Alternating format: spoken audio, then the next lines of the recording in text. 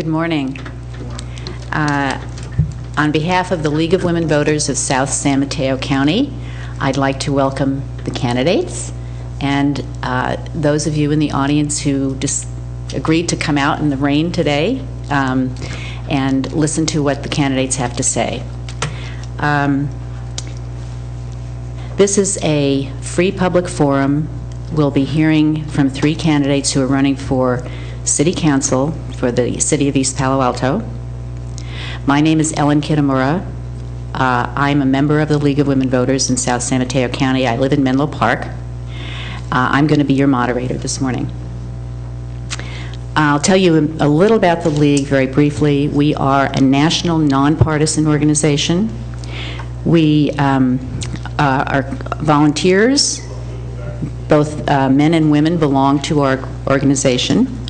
Our education mission is to encourage your active and informed participation in government at every level, local, state, national. The League does not endorse candidates or political parties. Our sole interest is in helping voters gain fair and unbiased information so you can make informed decisions when it's time to vote. Election Day this year, as you know, is November 4th. In addition to this forum, I would encourage you to visit the California State League of Women Voters website, smartvoter.org. It will contain information about the 3 candidates here before you, as well as measures that you will have to vote on, ballot measures you'll be voting on your own ballot. So, time to begin. First, if you have a cell phone and it's on, please turn it off. Thank you. Each candidate will have 2 minutes for an opening statement, 2 minutes for a closing statement. After the opening statement, we'll be happy to take questions from the audience.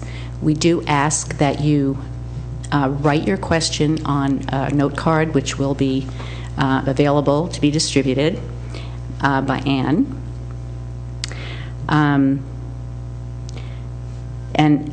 Each candidate will have 1.5 minutes to respond to each question. A League volunteer, Joanne Brueggemann, is our timekeeper. She'll be monitoring the time, and she'll hold up a card when you have. Do you do 1 minute and 30 seconds, Joanne? Okay, and stop. Okay, great. And we would appreciate it if you would adhere to the time limits. Thank you. There are 2 seats open on the City Council of East Palo Alto, and these are the 3 candidates. Donna Rutherford, Kimberly Carlton, and Ruben Abrica. The order to present opening statements has been chosen by lot. The first speaker will be Kimberly. Thank you. Good morning, everybody, and thank you very much for coming out in the rain on an early Saturday morning. To those of you who are here, and if you're watching at home, thank you for tuning in. I'm really happy to be here, and I'm happy to be a candidate for East Palo Alto City Council. I've been a resident of this community for a dozen years at this point, having moved here in 2002 after I graduated from business school at Stanford.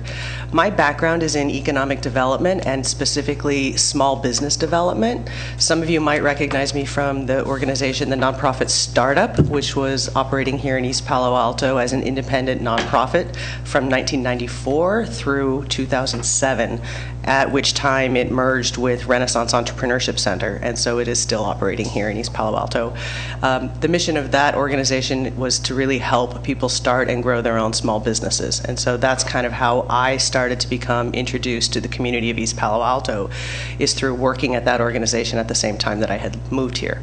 Since then, I've gotten involved in community activities in various ways, both on the Ravenswood Business District specific planning process. I was on the Citizen Citizen Committee, and currently on the General Plan Citizens Committee for that long-range vision for East Palo Alto. So I've been involved in the community. I've loved living here, and that's really the biggest reason why I decided to run for City Council. Is, I'm a strong believer in the power of people in a democracy. We all need to get involved and participate. And although I'm not the kind of person who normally loves being in the spotlight, I decided that I feel that I do have some skills and some experience that could be beneficial for East Palo Alto, and so I decided that it would be worth it for me to step forward and at least offer to see if I can be of help to the city. So if I can receive your vote on November 4th, I would be very grateful, and I would be very happy for the opportunity to serve you on City Council. Thank you. Thank you, Kimberly. Now we'll hear from Donna Rutherford. Good morning, and thank you, League of Women Voters, for putting on this candidates forum. I've been a resident of East Palo Alto for over 45 years. I'm married. My husband and I have raised 3 children. They're adults now. They live in the community. I became very active when they were in school. I was school site president and went on to be encouraged to run for the Ravenswood City School District Board of Education. I did that, and I was elected for 3 terms, and I really enjoyed giving back to the community, and was encouraged to run for the City Council.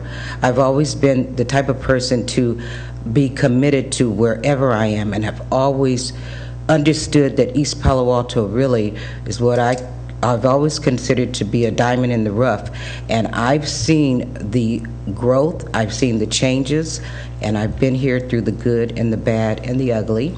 And when I became a council member, I could enact changes for the community because I really love being here. I've raised my family here, and I'm very committed to continuing that. So I would appreciate your vote on November 4th, and so that I can continue to make positive change for this community. Thank you. Thank you, Donna. Now we'll hear from Ruben Abrica. Good morning, everyone, and thank you, the League, for sponsoring this forum. I currently serve on the City Council, and I'm respectfully asking you to consider voting for me again. I lived in East Palo Alto for 35 years and have always been involved and continue to be involved in both community efforts, and in a lot of my time also has been on local government. I'm a strong believer that local government works best if us as elected officials, whoever ends up being on the City Council, as well as the staff and the commissioners that we appoint, that they listen very carefully to the community, to their concerns, to their suggestions, and use that information to implement programs, to enact policies. I think sometimes there's a danger of government becoming secretive, of government becoming closed and not listening. I feel very strongly that we need to keep government close to the people. It needs to be transparent. Let me share a few things that I'm interested in working on, continuing working on, and then we'll have more of an opportunity. As you know, we're searching for a new chief of police, and I think that person will be on board fairly soon. I think the minute that person gets into their new job, all of us need to work with him to make sure that he understands that community policing is at the heart of police services, that safety is uppermost, but we need to work closely with the community. We have a program, Fit Zones, which has worked closely with the neighborhoods and the police. It's one area that I think we need to expand. We need to crack down on crime, but we also need to work with people in the neighborhoods so they feel safer. I think the Ravenswood School District, if I may, needs to step up to the plate and open up their facilities, their fields, so that the city and the police can work closely with the neighbors. Thank you. Thank you, Ruben. We have a few questions that have come from the audience, and I will ask the candidates to answer them. They'll have 1.5 minutes to respond. And I think just to make things easy, I'm going to ask Ruben to take the first question, and then we'll just come right down the line back to me. And then the next question, we'll have Kimberly answer first, and then Donna. So here, this one says, how do you plan to work to dispel the myths or facts or rumors regarding East Palo Alto City Council's lack of transparency and accountability? I believe that I have demonstrated a commitment to that, and I will continue to do that. One of the ways is for council members to always remember that our staff works for the community, and there's times when it may appear that we're being conflicted, but we're not.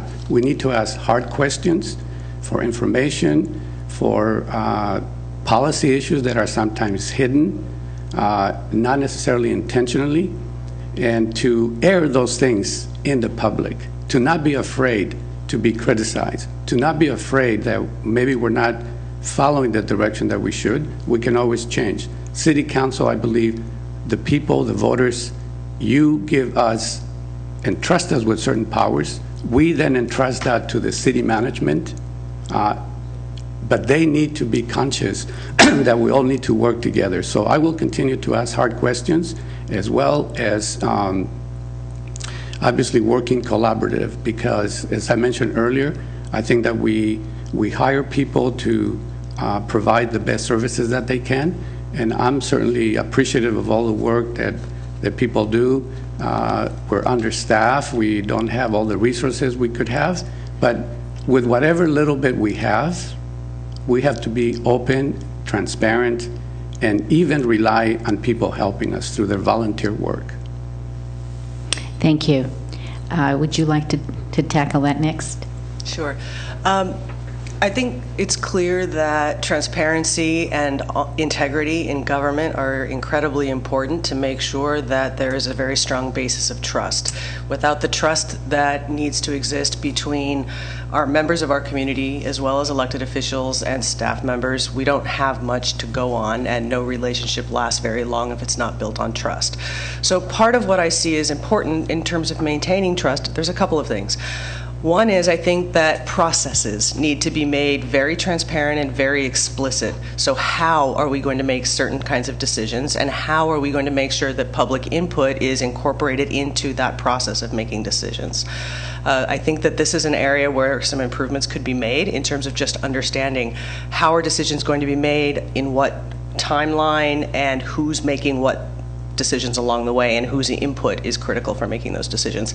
The second piece is accountability. I think that we have a responsibility to make sure that the public is informed about the intentions of the government, and we also have a responsibility to report out on what's being done or what hasn't happened, and the reasons for whatever decisions have been taken, or delays if that's the case. So regardless of what the situation is, whether it's something like we're looking for a city manager, we need to be very clear and honest about what the process entails, and then how are we doing in following the process that we've laid out. Thank you. Donna? Thank you. Transparency sometimes is like a buzzword. You hear it over and over again. However, it's not really being followed in a way that residents really truly feel that they know what is going on in the city government. And I've always believed that there's nothing to hide and nothing to fear as long as you make it known in the community what you are doing. And you can do that by making sure that there's plenty of notices that go out. We have technology today that will get that word out really instantly, and so that people are well informed. Most people today don't trust government because they've been burned, so to speak. There's so much abuse and fraud that we need to rebuild the trust in government, because there are good people that hold offices and want their communities engaged, want to make the changes that affect them. And that's why I will continue to make that happen. You can ask me questions. I'm always available. I have nothing to hide, and my integrity is what I operate on. Thank you. Thank you very much. The next question, I will start with Kimberly. What role have you played in the community regarding helping or working with the school district, Ravenswood City School District? So I have an 11-year-old daughter who has gone to school here in East Palo Alto, although not in the Ravenswood City School District per se. She was at the East Palo Alto Charter School from kindergarten through 5th grade and just recently entered middle school. During that entire time while she has been in school, I've been actively volunteering in her school, coming most of the time into the classroom to support the teacher on site. A lot of the time that involves things like reading to the kids or having them read to me. Sometimes it was helping them with their math, but mostly it had to do with really trying to support the ability of the children to read and support the teacher in class. So most of my involvement in terms of the schools has been kind of direct one-on-one with students at the school. Thank you. Donna? Thank you for that question. You know, I've come to realize that the school district and the city need to work more collaboratively. If we don't educate our children, then we're going to continue to see the prisons and jails filled up with students who fell in school.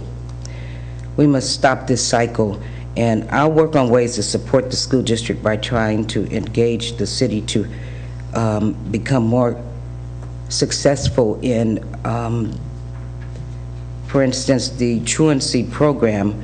The city had a model to help with the school district look at the statistics and try to encourage parents to make sure that their children were in school. The city provided the funds for that, and I want to make sure that that continues. Ruben and I served on the school board together. I stayed on for 12 years, as I said. So that is one way we can help. There are many others, but we need to work together to make sure that it's successful. Thank you. Thank you. Ruben? Yes, I think that this is an area that kind of goes back and forth. Sometimes I think we work closely, other times we become a little more distant.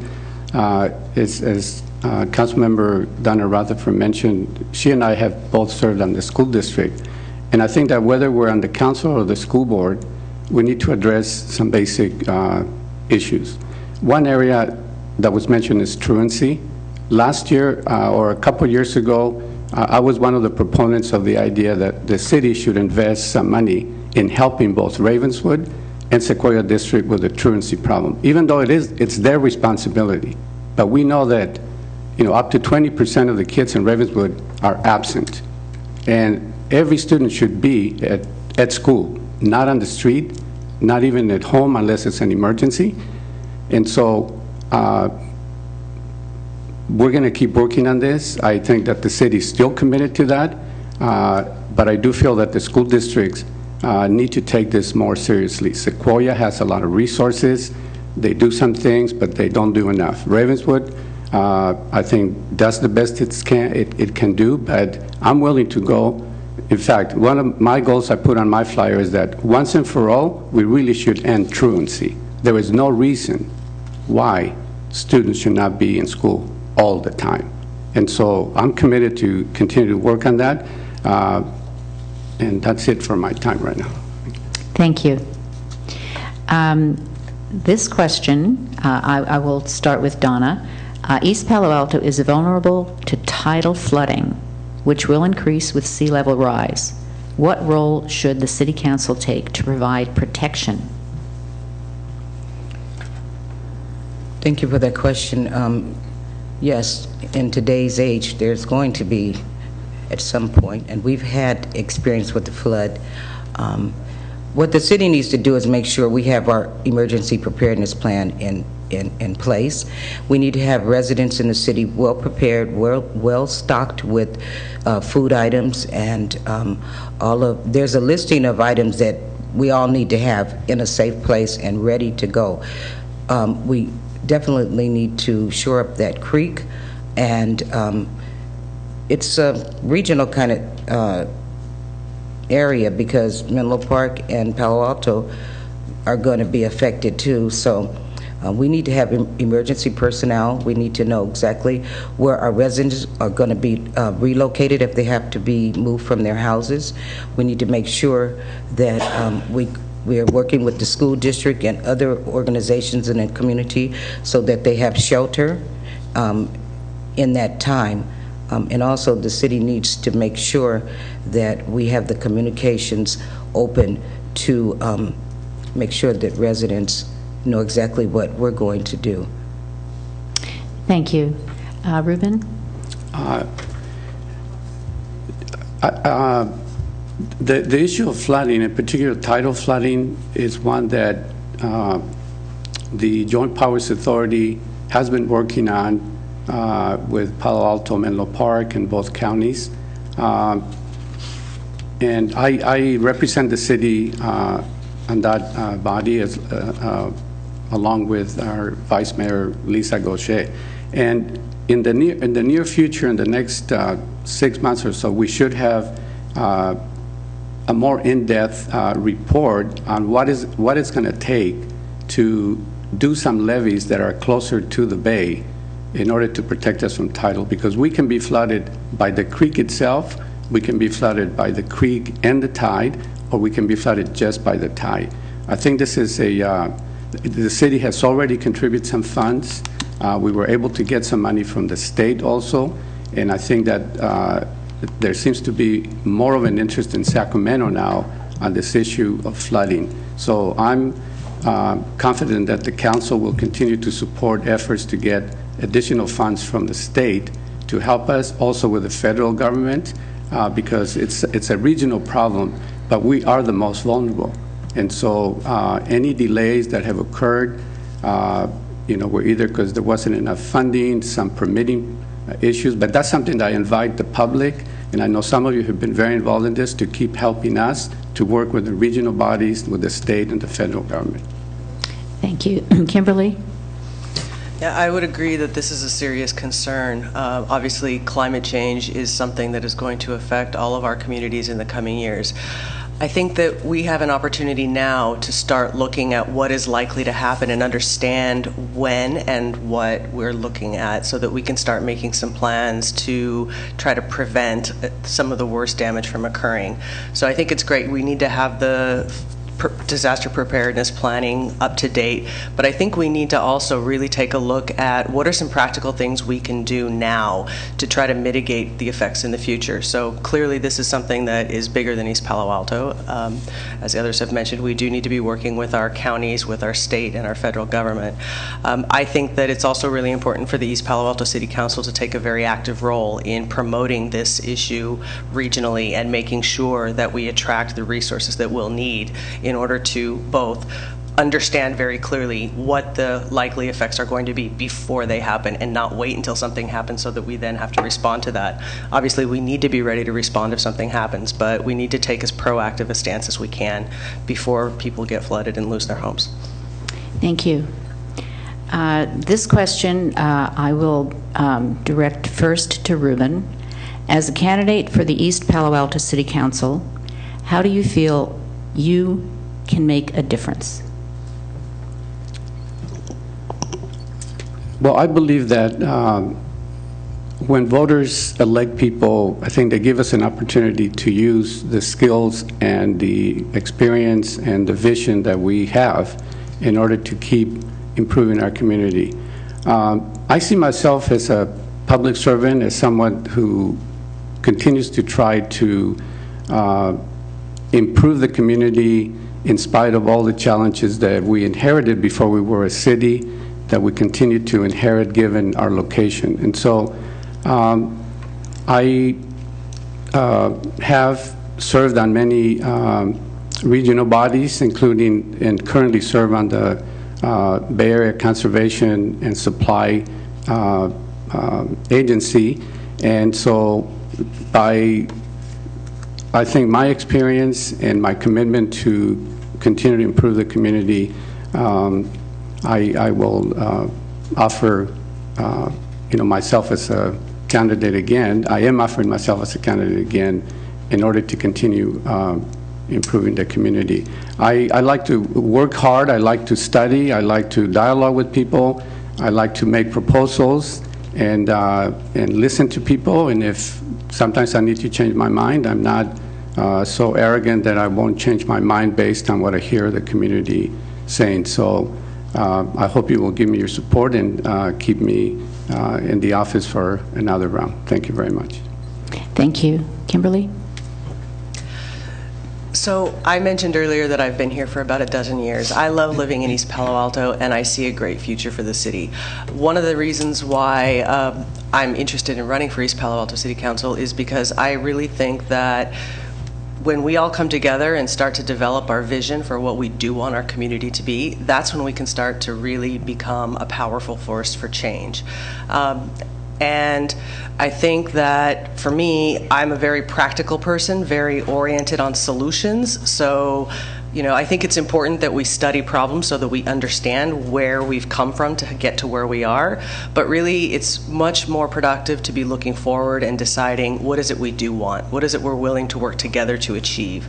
So I think that what I would bring is a kind of a pragmatic approach to how do we find solutions that meet the needs of the community as a whole. There are different needs among different members of the community. There's no question that there are going to be trade-offs, and some issues are very challenging, and some issues are larger than maybe the whole community even. But when we take a practical look at how things could potentially be resolved and what do we have in common, I think that that's really important to work collaboratively with all members of the community toward that end. The other thing is that with my background in nonprofit management as well as business management, I think it's incredibly important that we keep in mind the financial impacts of the types of decisions that we make. We do need to grow the revenue base for the city, and we need to make sure that the city is financially managed in a very sound and intelligent way. Thank you. Donna? Can you repeat the question, please? Of course. As a candidate for East Palo Alto City Council, how do you feel you can make a difference? I'll have to go back to 1968 when I came to the community. I got involved with the Team Summer project, and it gave me the opportunity to work with our preschoolers, and it gave me the confidence to go out and knock on doors, to speak to residents, to encourage them to trust me enough with their children to teach them their alphabets and nursery rhymes and things like that, which enabled me to continue to be that grassroots person who definitely gets in the trenches and works. I am a volunteer, and I'm a nurturer also, and I believe that because I've stayed in this community for a very long time, I've been able to give back. I'm a good listener, I'm a problem solver, and I've been elected to the council and served for 8 years, and then was appointed in December of last year. So I know that I do have the skills and the ability to set policies that affect this community. But they not only affect the community, they affect me also. So I'm always thinking what's best for the community. Thank you. Now, the next question is directed to Ms. Carlton, but I am going to allow Donna and Ruben to add to this if they would like to. The question is, Ms. Carlton, you are the least familiar in the venue. Being on the City Council requires an enormous time commitment to be done well. Can you assure us that you have the time available? Thank you for asking that. Yes, I am aware of the time commitment, and my schedule is actually quite flexible, so I have the ability to basically make myself available as needed. That means that it would not be an issue at all for me to attend city council meetings, and it would not be an issue to be out in the community for various different events, taking the time to read all of the reports and all of the information necessary in order to make a good decision. I did mention that I've been involved in some other, some of the general plan and the Ravenswood Business District specific planning processes. Those were also civic kind of activism that required a pretty large amount of time in terms of reading materials and being able to be prepared for meetings. And I love to read. I'm a fast reader. I'm committed to the things that I take on. So if elected, I can definitely promise that I would make sure I have time to be not only at all city council meetings, but as I said, out in the community, talking with residents, making sure that I attend events and represent the city in the best way that I know how. Thank you. Donna, would you like to comment on the time commitment issue? Yes, I know that being on the city council is very time consuming, but I'm willing and committed to give up that time. That's the only way that we're going to be able to handle the different challenges and situations that come up that affect our residents. And so obviously my record has shown that I'm have not been absent very many times, and so yes, I am very much committed and have the time to serve. Thank you. Ruben? Yes, I think that as the majority of people in our community, I work, I have a full-time job. However, I think we all have to balance our commitment to work, to family, and to the community. I also feel I have demonstrated my commitment to spend as much time as necessary to attend to the business of the city, whether it's council meetings, special meetings, community meetings, events. I think I feel I'm just part of the community, and even we know that even if we are shopping or just doing something else, people will come up to us, and we need to respond. And I always enjoy talking to people and trying to address their questions. I think that I like doing that, and obviously I think all of us have to sacrifice a little bit, so I'm willing to sacrifice, but I do it with joy and commitment. And I think that when people elect us, they do expect us to be available. So I think it's a good tradition to keep up, whoever ends up on the council. Thank you. This question is directed to Donna, but it would be appropriate for everyone to answer. Donna, if elected, what will you do to put laws and city codes in place to clean the city up?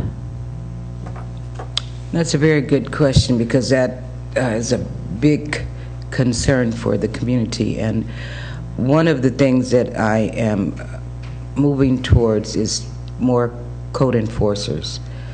In order for the laws to be enforced, you have to be in compliance, you have to have someone who's going to make sure that everything is going the way it should.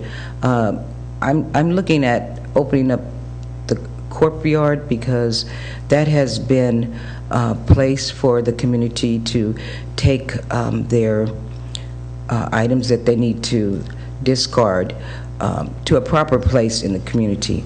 And since the courtyard's been closed, I've seen in the community a lot of areas where unfortunately there have been some dumpings, and so that's not a good thing. A lot of people take pride in the community, and we know that a lot of folks cannot afford to take their items to the dump.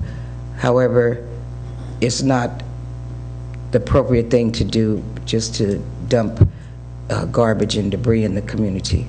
I would definitely look to the city police department to hire more code enforcers and open the courtyard. Thank you. Ruben, how would you address that issue? Yes, I also support what Councilmember Rutherford mentioned about reopening the recycling and sort of minor trash collection center that we've had in the city. The previous management decided it wasn't a good idea and shut it down. I think it was a big mistake because we now have increased the trash that people pull out there. And so I think reopening that, and also I think that the question specifically also is looking at codes and laws. Frankly, I think we probably need to have a study session at some point where we review all the existing codes, all the existing laws that address that. And if we need to change some, perhaps sometimes we need to make sure that they're enforced, because sometimes there's already laws on the book, they're just not enforced, which also then deals with code enforcement. Is an area that I think we also need to revisit and see how we can improve, working jointly with the police department, with public works, with other areas. The other part I think we need to do is to appeal to the community, but we probably need to lead that and have a campaign, education campaign. You know, it's not acceptable for anybody to just throw trash, and I see that all the time, unfortunately. Young and old, sometimes we just throw trash. It's not acceptable, but we need to be leaders in that, and I think that that's a very good area to work on. Thank you. Kimberly? Yeah, I had a group of young people who were volunteering to help with my campaign, and that was an issue that came up when we were talking about what are the concerns of some of the young people in the community. And one of the people said that the cleanliness is a real issue, and why don't we just put trash cans out in the community in more places to encourage people to throw things into the appropriate place. I thought it's a good thought, and it's the type of solution that is a simple and practical, inexpensive solution that sends a clear message that we want you to throw your trash in the trash cans. And if we send this message that, you know, our streets are not garbage dumps, we need to make sure that we don't treat them as such. I would also agree with some of the comments made by both Ruben and Donna that we need to ensure that the police and code enforcement are actually acting according to their responsibilities. But I would also say that possibly another thing that could be helpful is just if more of our police officers spent time walking the streets or biking the streets instead of riding around in cars or sitting at desks.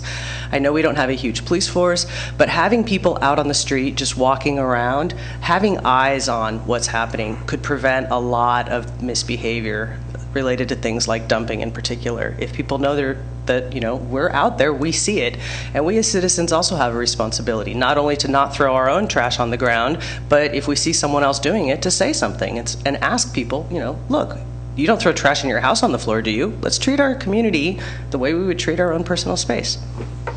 Thank you. This next question is addressed to Donna and Ruben, but certainly Kimberly will have an opportunity to respond as well. And Ruben, it's your turn.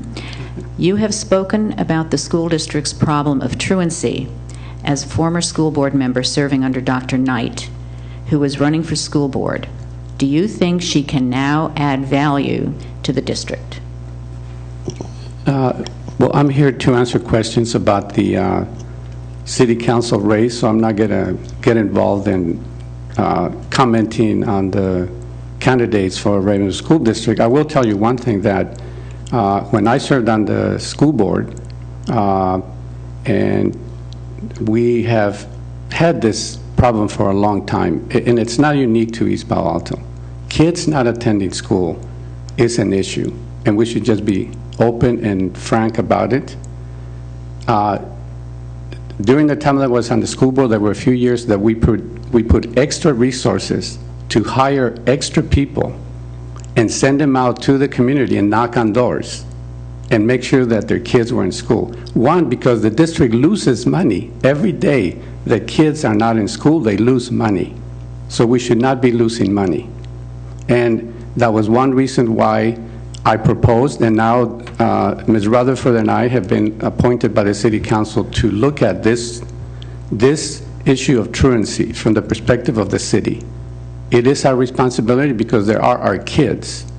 Also because sometimes there are problems, they become victims, they're out on the street, it becomes a police issue. We don't want to have the kids now all of a sudden be a police problem, but it is a problem. And you know, I hope that whoever gets on the school board is willing to work with the city. Because if we don't work together on that, 10 years from now, we're going to have the same problem. But we can get rid of this truancy problem in a few years if we have the commitment. Thank you. Kimberly? Oh, wait a minute, I'm sorry. Donna. Thank you.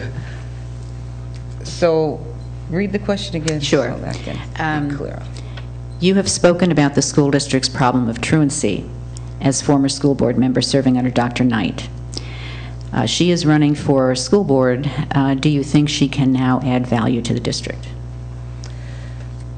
I believe that if a person is committed to making a change in the community, they should have the opportunity to do that. I did serve on the school board when Dr. Knight was a superintendent, and I didn't agree with everything that was put forth, and I voted that way, and I could answer for that. I could address how I voted. So Dr. Knight is an educator, and she would bring value in any position that she would hold in this community. I believe that East Palo Alto is a forgiving community. Things that happened in the past are in the past, and certainly we can disagree, but there's a way to do that. And I believe that that's one thing that sort of disconnects us when we continue to dwell on the disagreements that have taken place in the past rather than working towards the positives and the challenges that we face. Education is important. Dr. Knight can bring resources to the school board. And not only that, I think of it this way also. She would be, if she's elected, one vote, and she's no longer the superintendent. So it is a different position. Thank you. Kimberly, do you have anything to say about this? I just wanted to say a couple words about the truancy question, because obviously it is education of our students is a huge concern. And I realize that City Council doesn't have as direct a role in dealing with issues of education, but I completely agree that we need to work together with the school board as well as the community, parents, teachers, and students to strengthen the education and improve outcomes for our students. One thing that occurs to me when we think about truancy is that one approach might be compelling attendance, but part of me feels that if students are not attending, that's a problem that has a deeper issue behind it, and we need to look at really why the students are not attending. So it seems to me that part of the way we need to move forward in trying to solve this problem would involve making sure that the education meets the needs of the students and prepares them for future careers. If students don't see a future in terms of jobs, for example, then they don't have any real reason to care about education. So we need to make sure that we're providing good paying jobs and that there are opportunities that people feel that are worth working for and worth making the sacrifices of time and effort to learn and get educated. The purpose of education is obviously not just an end in itself. It's to help us prepare for our place in the world. And we need to make sure that our children are understanding that that is really why we're asking them to go to school. It's not to force them to have something to do. It's because it's for their benefit in the future. But if they don't see that benefit, they won't be motivated. So we need to work on the motivation issue. Thank you. This question is about code enforcement, and it comes from somebody in the community who is concerned about cars on her street. There are 14 cars his street. 14 cars parked next door, flipping cars, and those kinds of activities, people from bringing cars from other communities. So how would you address that kind of issue, and what are the codes, and how would you enforce them? Kimberly, I think it's your turn. Yeah, I think this is a challenging problem in East Palo Alto, and I think we need to look for an appropriate balance.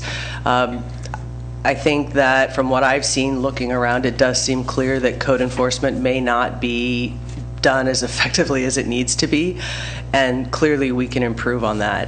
I also think that we need to be careful and not get to be too aggressive about certain kinds of codes enforcement, perhaps, but really at the bottom line, it's a question of safety, and it's a question of making our community a pleasant place to be and to exist.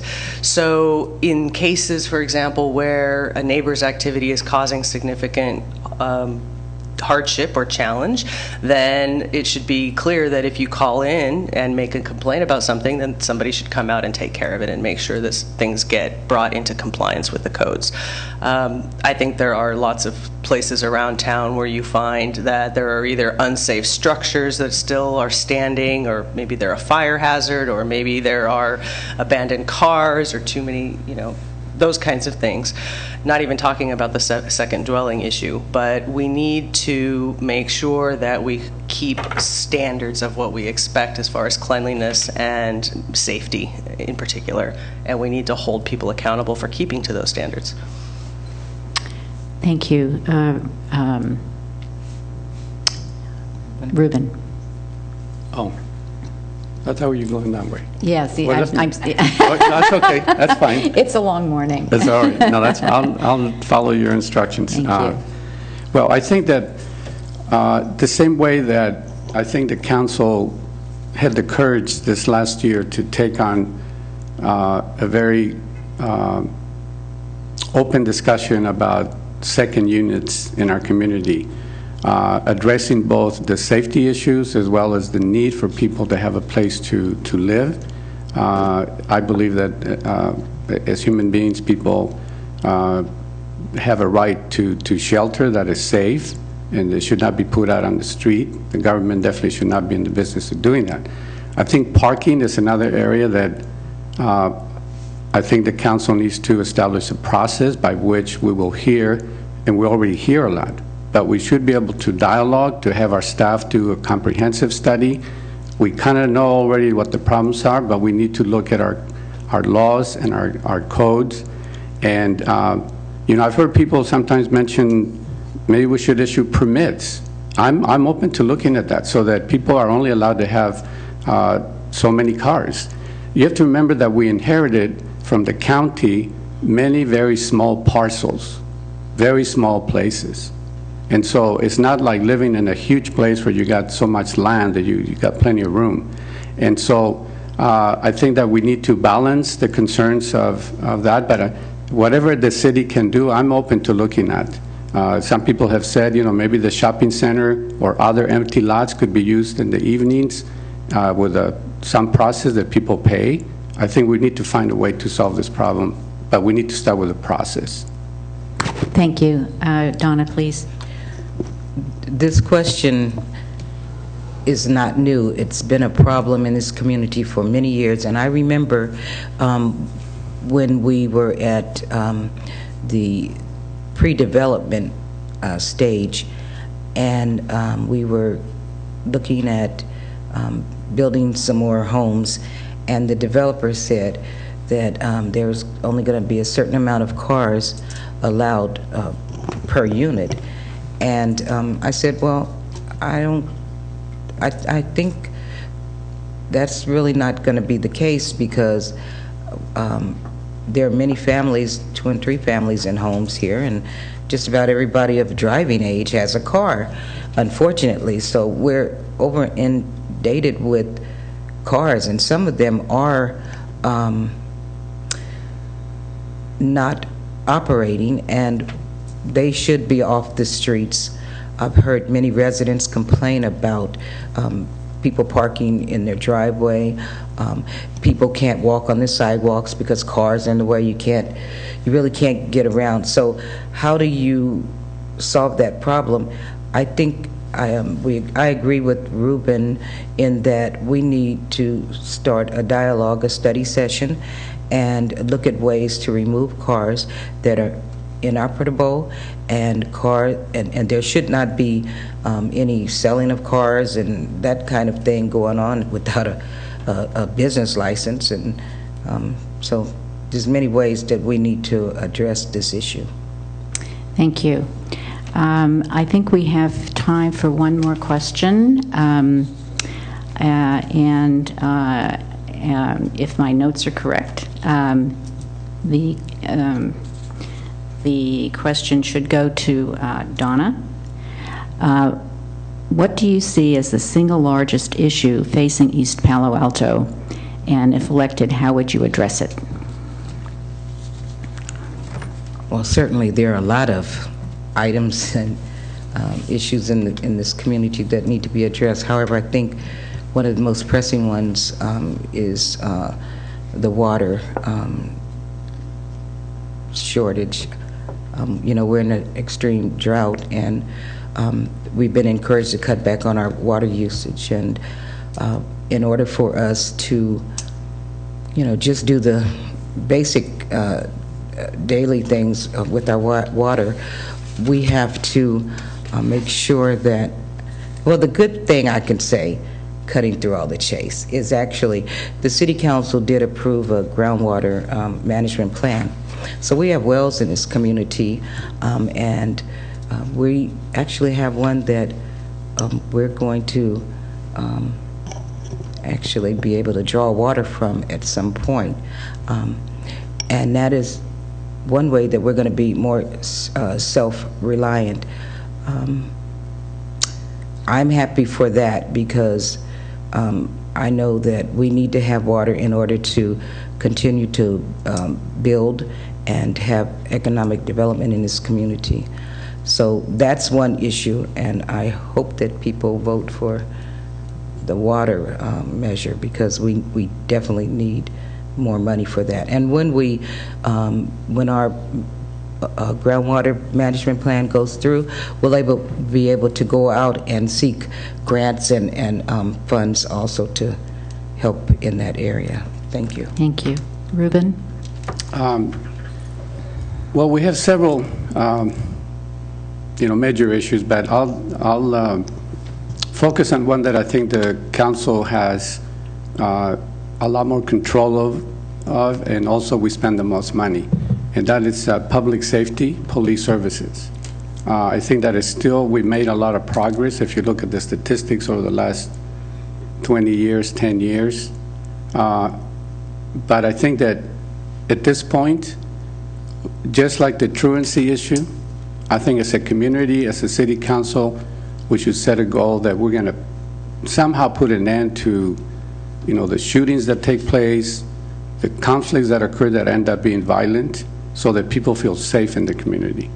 I mentioned, and I finished my opening statement talking about the FIT zone, which is something that is very innovative, that involves neighborhood groups, community groups, working closely with the community, using the parks, basically to take over the parks, to allow families and children to come and play, seniors to walk to them.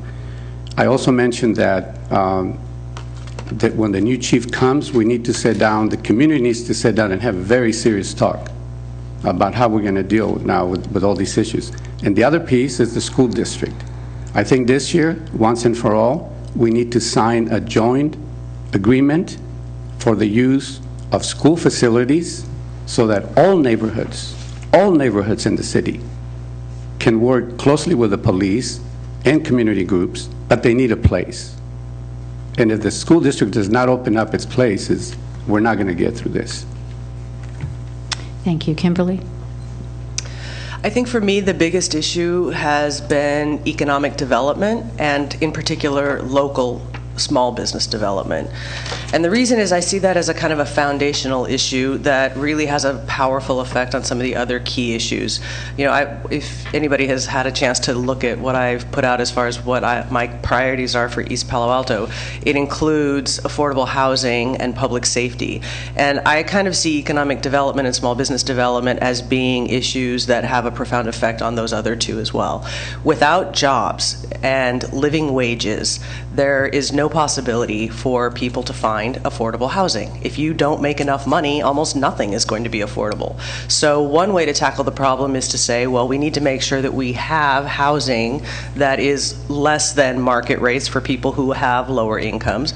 But I think the other way is to say, we need to find a way to raise the incomes of the people who are on the lower end of our scale. Living wages, it would be one thing I would look at. I think that we could look at what the minimum wage in East Palo Alto is and consider whether it needs to be raised.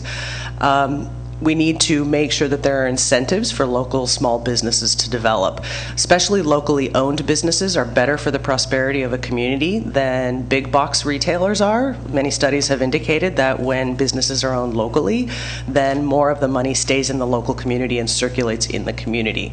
So that's another thing that provides opportunities to reduce violence as well as improve public safety, because when we have the services in the community that the community needs, there are jobs and there are wages, and it just benefits all of us. Thank you. Thank you very much for all the questions that you've submitted. They were very thoughtful, and I appreciate your interest in learning more about where the candidates stand on things that really matter to you as members of the community. Now we're ready for closing statements, and I'm going to shuffle the order from where we started with opening statements. And I would like Ruben to go first, then Kimberly, and then Donna, please. Thank you, and thank you for the very thoughtful questions and the opportunity to address you. I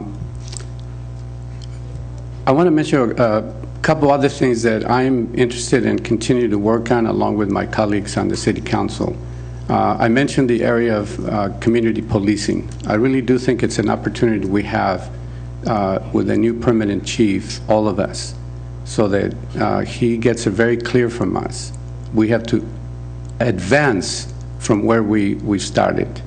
The area of recreation and other kind of social services, I want to focus on senior services. And this is something, again, that my colleague Donna Rutherford and I have, I think, tried to mediate and try to work together with the Senior Center Board and the City Council and the management to not get stuck on petty issues of miscommunication, misunderstanding, mistrust. I think we're at a point that we need to produce a joint operating agreement. We need to apply for some grants jointly so that the senior center, it already is, I think, a hub of the community, and we need to expand it so that all our seniors have more opportunities for services, but that the city is involved, and we're not just standing back and watching things deteriorate sometimes. We also talked about the economic development, and I'm certainly a supporter of expanding small businesses. I, however, also feel that we need to sit down with developers, people who want to develop the Ravenswood Four Corners area. We need to actually, I think, invite them to come and talk with us publicly to see how we could jointly do some balanced development that provides more jobs for our community and more revenue for the city so we can expand the services. Thank you very much, and I hope you will support me. Thank you. Kimberly? Thank you, everybody, for participating. And it's been very helpful to hear the questions and understand what are some of the issues that the community is concerned about. In terms of what I feel is really important for the future of the city, in addition to the top three issues I mentioned earlier, which are public safety, economic development, and affordable housing, I think that it's really important that we focus on making sure that the city is well managed in terms of of our finances, first of all, and secondly, that I think it's really critical to make sure that as we go through the process of searching for a new city manager, we identify potential candidates who are going to be both competent and caring and members of our community. I think it's really, really important that we identify a prospect for the city manager position and get somebody in that position who is going to be there for more than just a year or two. It's really been disruptive, I think, to our city to have city managers kind of turning over as often as they have been. If we really want to start getting some traction for making things better in the future, we need somebody in that position who is going to be there for the long haul and who is going to work very openly and productively with the council, with the community, and with the staff. And that's not an easy job to fill, but I think it's one of the most critical things that we need to do as a council in the next year or so. And beyond that, you know, we really do need to grow our economic base. We need to make sure that we have the revenue that we need to support our city, to keep our budget balanced, and to make sure that we can provide the services that our residents need. We all need to work creatively, and we need to look for opportunities and maybe new ways of doing things. Find out what other cities are doing and learn from other communities where they have faced similar challenges and solved them successfully. So I would very much appreciate an opportunity to assist in this process. I would like to apply best practices and see if we can take the city into a brighter future. So thank you for considering me for City Council. Thank you. Donna.